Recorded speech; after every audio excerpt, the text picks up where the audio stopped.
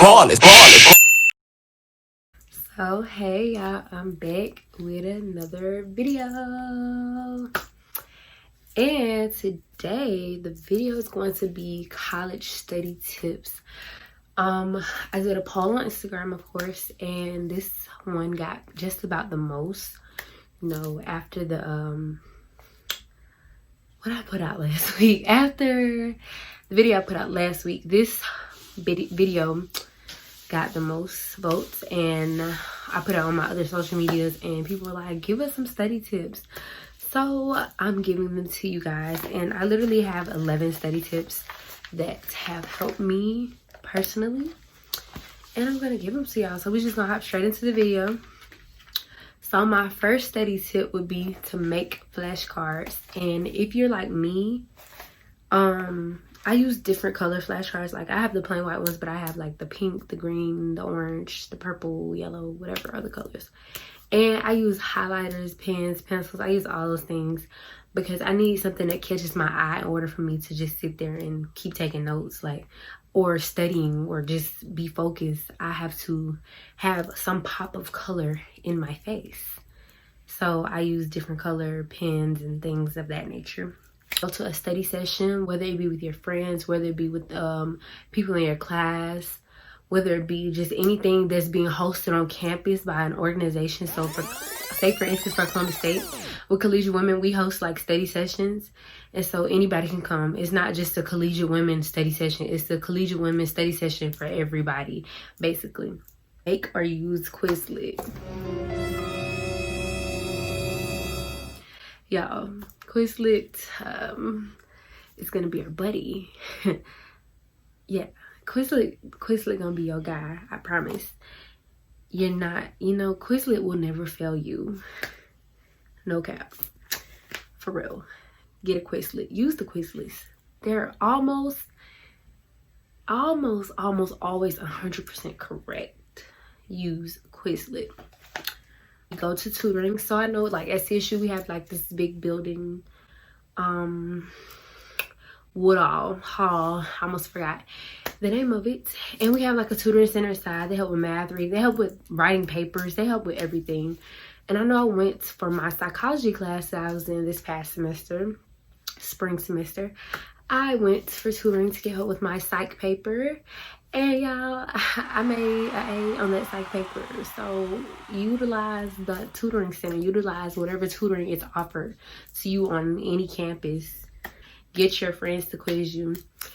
I will always ask my friends, like, hey, if I make this flashcard, can you hold up this word that I put on the back? Either they show me the word and I give them the definition, or they show me the definition and I tell them the word, basically. Or they just read off my notes and ask me questions, or whatever the case may be.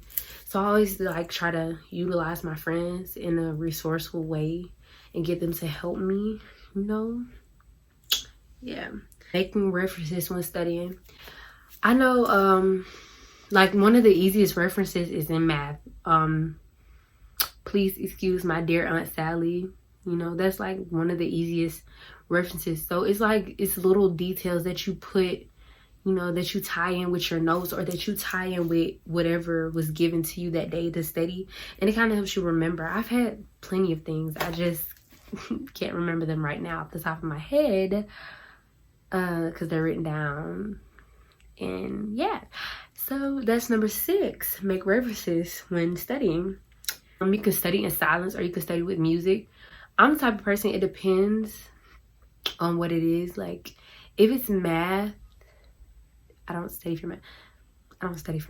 But if it's math, I play music. Like, if it's something I have to read, I'm not gonna really play music because I need to concentrate on what I'm reading and not the song. Because I be vibing. I be like, yeah. I forget that I'm supposed to be studying. So I just have to, sometimes study in silence, and I have to study with the music on. It just depends on what subject it is for me. That's what it depends on. To take breaks in between. Do not cram. This is so important. Do not try to cram all the information down in 1 hour. Like, take at least 10 to 15 minute breaks within your study period, because you need it. Your brain can only withhold so much information. Don't cram everything in your brain, please. Do not always study in your room.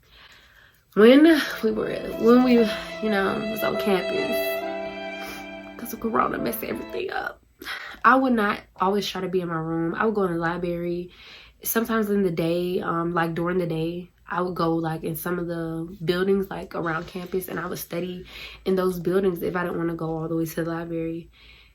I would study, where else would I study?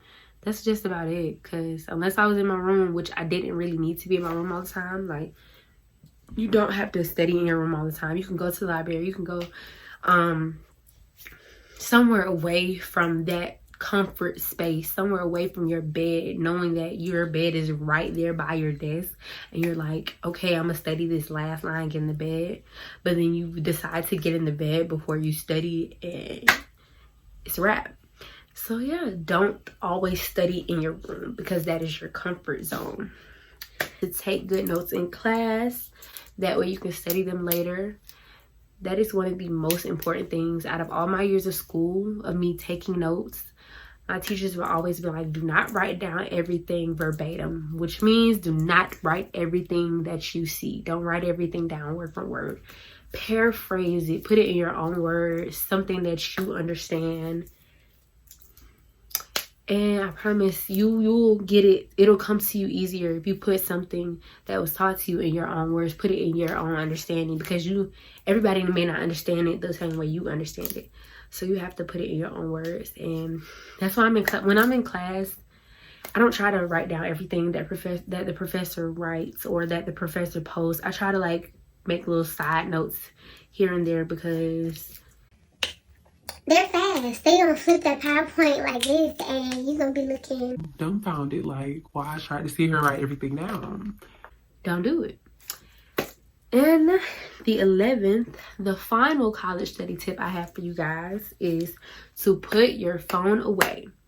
Any distractions, whether it be the phone, whether it be your significant other, put them away.